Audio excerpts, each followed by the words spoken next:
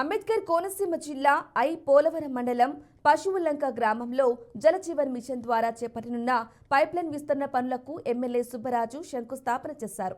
ఆ తర్వాత ధూళిపూడి చక్రం ఆధ్వర్యంలో ఏర్పాటు చేసిన విజయోత్సవ సన్మాన సభలో పాల్గొన్నారు. నిరంతరం నియోజకవర్గ అభివృద్ధికి కృషి చేస్తారని ఎమ్మెల్యే సుబ్బరాజు స్పష్టం చేశారు. ఈ కార్యక్రమంలో తెలుగుదేశం పార్టీ నాయకులు, జనసేన నాయకులు అధిక సంఖ్యలో పాల్గొన్నారు.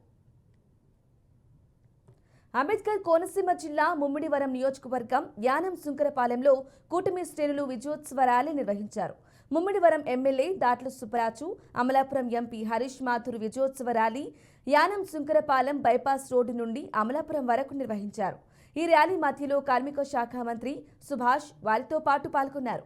అభివృద్ధి లక్ష్యంగా ముందుకు సాగుతామని ఎమ్మెల్యే సుబ్బరాజు, ఎంపీ హరీష్ మాథూర్ అన్నారు. అన్ని శాఖల మంత్రులతో, కేంద్ర ప్రభుత్వ పెద్దలతో త్వరలోనే సమావేశమై వివిధ అభివృద్ధి పనులను ప్రారంభిస్తామని వివరించారు.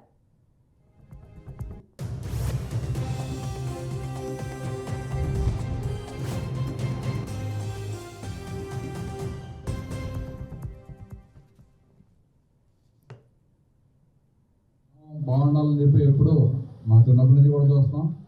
అభివృద్ధి చక్రం గారు కూడా ఏదో విధంగా ఏదో గ్రాంట్ తేవాలి, ఈ గ్రామం అభివృద్ధి అవ్వాలని చెప్పి జగన్ గారు పెద్దలందరూ కూడా చెప్పారు.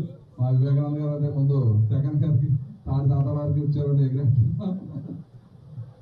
అదేవిధంగా ఇప్పుడు గ్రామాభివృద్ధి కృషి చేసే వ్యక్తి, ప్రధానంగా ఈ ఎన్నికల్లో కూడా మాకు సహకరించి ఈ గ్రామమే కాకుండా మరి నియోజకవర్గంలో అనేక గ్రామాలు ఏ ఒక్క ఓటు కూడా మనం వదులుకోకుండా, ఏ ఛాన్స్ కూడా ఎదర వ్యక్తి ఇవ్వకూడదని చెప్పి రాత్రి 12 గంటల దాకా కూడా ఫోన్లు చేసి అక్కడికి వెళ్ళాలి, ఎక్కడ ఓట్లు ఉన్నాయి, ఎక్కడ ఓట్లు ఉన్నాయని చెప్పి మరి నెగటివ్ ధ్యేయంగా పనిచేసే వ్యక్తి మన చక్రం గారు.